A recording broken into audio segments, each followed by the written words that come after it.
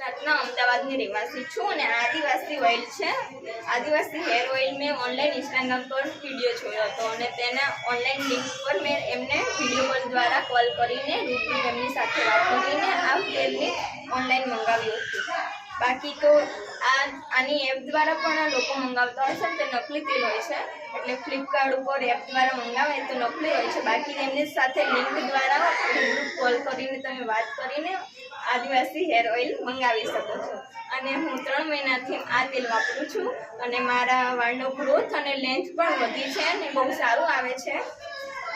जो हूँ तमने बतावी सकूँ छूं वाळनी लेंथ ने मारा वाळ बहु सारू आवे छे आदिवासी तेल अने आदिवासी कमिटी द्वारा बनाववामां आवे छे अने तेमने बहु खूब मेहनत करे छे अने सारू आवे छे आ तेल।